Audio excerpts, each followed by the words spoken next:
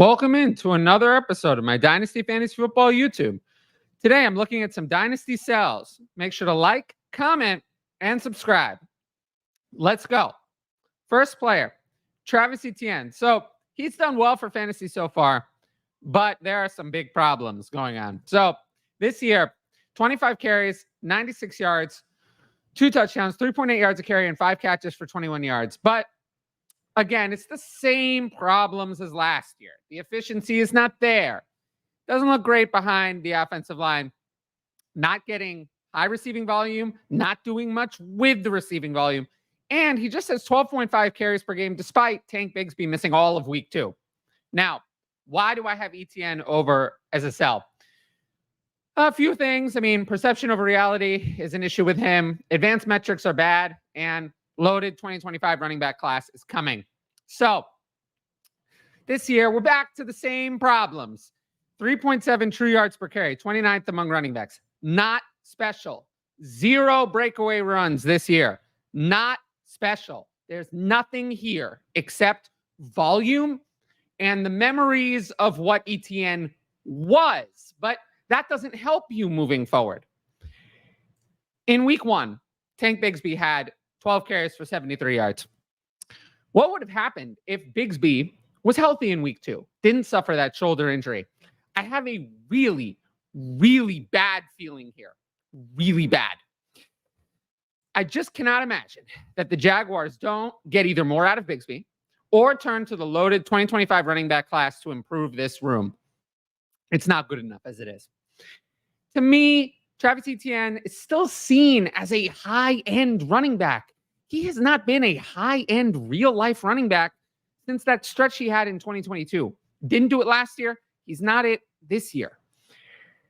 Was injured in 2021. So it really hasn't been much from Travis Etienne. At this point, we're looking more to volume-based kind of plotter than anything else. And those players can have their value disappear, especially at running back, in the blink of an eye. So how would I move on from Travis Etienne?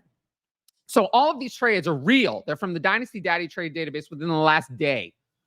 And let's look at them. Sell Travis Etienne for Jackson Smith-Njigba, who had a monster game this week. I would absolutely do that. I think that's an easy one in Dynasty. Jackson Smith-Njigba is over 3 years younger than Etienne. Anyway, forgetting that he plays wide receiver. This is an easy one. This one is crazy to me. Etienne and a second for Jonathan Brooks and a first. I'd rather have Jonathan Brooks 4 years younger than Etienne straight up. And a 21st on top for a second is only making it better.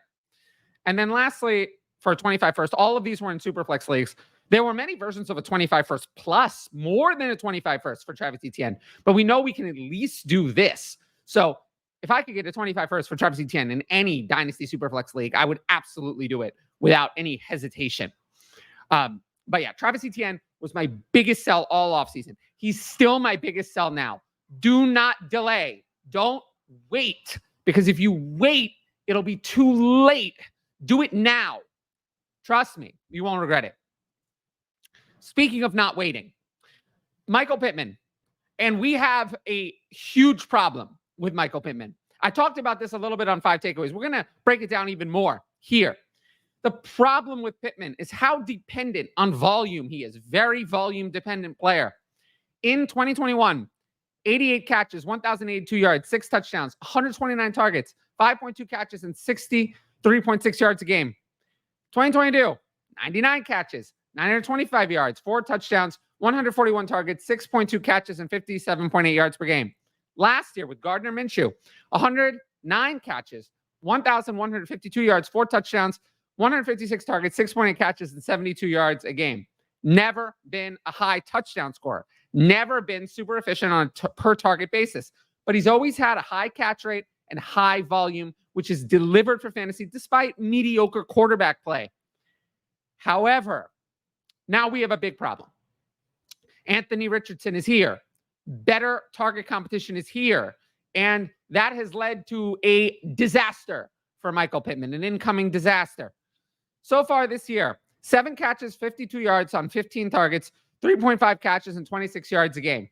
The problem isn't just the stats, though, which are a problem. I mean, he's catching 46.7% of his targets. I mean, Anthony Richardson is all over the place. The volume is not there. Less volume than previous years. The accuracy is not there. Anthony Richardson is not a very accurate quarterback. I don't think that's going to change. He hasn't been an accurate quarterback at any level. He was not in college. He was not last year. He's not now. I don't know why that would change. The other problem, Anthony Richardson looks deeper down the field and scrambles a lot, runs the ball a lot. He has a nice deep ball, which we saw in week 1 on that big touchdown to Alec Pierce. He prefers to run the ball as well. This is terrible for Pittman's value because Pittman just signed a long-term deal. And that was very smart of him because his value would have gone down playing in this offense. So it's a good business move for Michael Pittman. But he's stuck there. Richardson's not going anywhere. He's going to be the quarterback this year. He's going to be the quarterback next year. And Pittman's not going anywhere either. So there's no way out of this situation. We're not talking about someone who's 21 years old. Oh, maybe he'll find a different situation. Pittman is already 26, turns 27 in season. We can't wait for Pittman to find another situation. And the worst part is that Josh Downs isn't even playing yet. He said he'll return for week 3. I believe him. Once Downs joins Alec Pierce and Adonai Mitchell, it's going to be even harder for Pittman to stand out.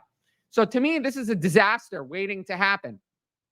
Now, in terms of selling Michael Pittman, this might be one of those times where it feels like you're selling low, but you're actually selling before it gets even worse, before it gets lower. So here are 3 deals I saw that I liked. Number 1, sell Michael Pittman at 25-3 for Rashee Rice. Look, I was not right on Rashee Rice.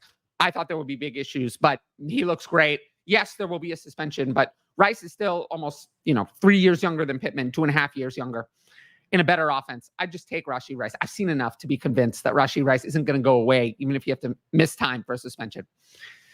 Idea number 2, Michael Pittman for DJ Moore in a second. Now, DJ Moore has his own concerns, but I'd rather have a second with DJ Moore, who I slightly prefer over Pittman. And I'd rather bet on Caleb Williams turning it around, who was a good passer in college, versus Anthony Richardson, who was not a good passer in college. Pittman is a worse bet than Moore, and there's a free second in this deal. And then lastly, Michael Pittman at 25-2 for Chris Olave. Olave, to me, has had nothing wrong with him so far. The Saints offenses look great. Olave's had a great role. He was one whisker away from a touchdown this last week.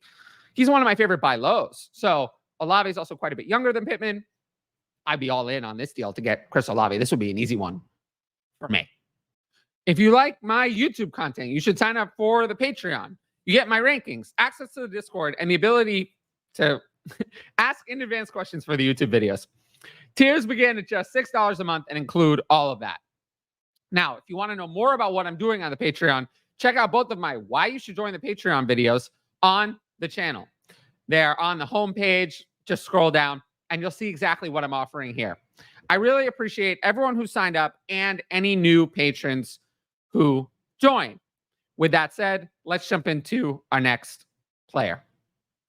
Our last one, Mike Evans. So Evans has been solid this year, but he's needed the touchdown production to get him there.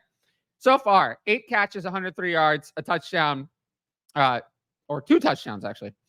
12 targets, 4 catches, and 51.5 yards a game. Now, why is Mike Evans a dynasty sell? The target volume's not there. Snap share is a little low, getting a little bit old. Weekly rank, I'll explain that in a second. So Evans only has 12 targets compared to Chris Godwin's 16. I mean, Godwin is doing better. And this should surprise nobody because Godwin's working out of the slot, which always crushes in Baker Mayfield's offense. He has 15 catches and 200 yards so far working out of the slot. That's really, really good. I begged people I didn't say that Chris Godwin would be better than Mike Evans, but I said that they were way, way, way too far apart in rankings this offseason. They had similar target volume last year. The only difference was all of the touchdowns going to Mike Evans. And, I think so far I've been even more right than even I predicted in terms of the direction of this offense. Evans is 3rd in snap share among Bucs wide receivers behind even Jalen McMillan. Now, snap share isn't everything, but Evans is not playing every single down. I don't see any reason why you should rank Evans ahead of Godwin right now. I have Godwin higher in Dynasty, higher rest of season, and higher in this week's start sit. Higher everywhere. And Evans is 31 years old. Now, if you look at the career paths of wide receivers, outside of like a very select few, it's usually 31 decline, 32 finished. I mean, Julio Jones, 31 decline, 32 finished, right? I mean, and he's not the only one. Andre Johnson, 31 decline, 32 finished. Like, there are many examples of wide receivers. 31 is usually the end, or we're getting to the end. And the ones who survive longer are not Mike Evans. They're your route runners, your technicians, your Larry Fitzgerald. Those are the ones who survive longer. Mike Evans, I mean, it's possible, but not typically what you see hanging around into their 30s as a productive fantasy asset. So, yeah, I've been all out on Mike Evans the entire offseason. And, now would be a good time. Because he remains a top 10 wide receiver in weekly start-sit ranks. Why that is, I have no clue. None at all. The volume's not there. He's had 6 targets in each of the first 2 weeks. That's not good enough to be a top 10 wide receiver. He's playing the Denver Broncos. He's going to be shadowed by Patrick Surtain. Why Mike Evans is a top 10 this week in weekly start-sit, I have no idea. I have him way lower. But you can sell your trade partner on that. Oh, a top 10 wide receiver. Woo, yay. Not for me, but you can sell him on that. Why not? Now, how to sell Mike Evans. I saw 3 deals, all of which I loved to get rid of Mike Evans. Sell Mike Evans 25 second to 25 third for Brock Bowers. Yes, please. I would love to have Brock Bowers. This was actually in a tight end premium. I mean, how wild is that? Maybe you can still buy high on Brock Bowers. Sell Mike Evans on the 25 first for Joe Burrow in a super flex. I mean, come on. Like, this is a quarterback, a franchise quarterback in super flex. What are we doing here? There's Joe Burrow easily. And then sell Mike Evans for 26 first. I didn't see any for a 25 first. I think that might be too hard, but I'd take any first for Mike Evans. Mike Evans is not going to be worth very much in a year's time. So if I can get a 26 first for Mike Evans, I would gladly do it. Now, a bit of NFL news. We'll jump into it. Tua Tagovailoa went to injured reserve. We know about his concussion and the previous concussions. It's the best move for him. The Dolphins have a week 6 bye, so he'll miss through week 7. The earliest he can return is week 8 versus the Cardinals. And from the way he's been talking, I expect him to do so. I don't believe that Tagovailoa is going to retire, but we know he has extreme risk for the future. So we just have to value him accordingly in Dynasty, and that he's going to be one of the most difficult players to value in Dynasty moving forward. Kareem Hunt signed with the Chiefs. They signed Hunt after Pacheco's injury. I don't know. I mean, I don't think Hunt's going to be active this week, but by week 4, probably. Clyde Edwards-Helaire can return in week 5. So this is going to be a mess. For me, I would lean Carson Steele, then Perine, and Hunt behind. They could have signed Hunt when they signed Perine. So I hope you got deals done for Steele and Perine. I recommended selling them. I think they're worth less now. So, yeah, I'd still take any third for Steele or Perine. I'm not buying it. I'm not buying it with either player. They're not players I'm chasing after in any format. Lastly, MarShawn Lloyd went to injured reserve. I mean, everything's gone wrong for Lloyd. He dealt with hamstring injuries in the offseason. Now he's on IR with an ankle injury. Took 6 carries for 15 yards and a catch for 3 yards in week 2. Now he's going to miss weeks 3 through 6. I don't have to expect him to be a factor for this season. And for Dynasty, I'm just kind of done. These types of players don't tend to work out, especially older prospects like Lloyd. Emanuel Wilson is the next man up. He should be added in all Dynasty leagues. The Packers have no one else behind Josh Jacobs. They added Chris Brooks on waivers or whatever. But Emanuel Wilson is now a handcuff. So in all Dynasty leagues, he should be rostered. Now, a couple of Patreon questions. I don't know if we're going to get to them all, but I'll do the last one first, actually. I drafted Bryce Young with 3rd overall pick in his rookie year. How can I salvage some semblance of value after his benching? You can't. It's over. Hang on to him and hope he gets a chance as a reclamation project, or Dalton gets hurt and he goes back in. But as a valuable asset, it's over. He'll never get the Dynasty trust or the Dynasty value back again. So unfortunately, he's a bust. And yeah, there's nothing I'm really looking at. And real quick, with rookies being more involved earlier in their careers than they used to, does that make early round Dynasty draft capital more valuable? No.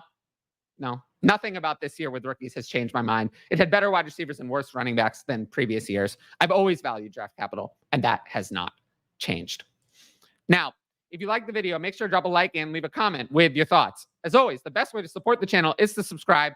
And don't forget to hit that notifications bell so you can be notified about all my exciting content as it drops. Of course, if you want my best fantasy football advice, available on the Patreon right there. Dynasty starts it, redraft, and more. And every sign-up helps support my independent content. But once again, thanks for watching, and I'll see you all later.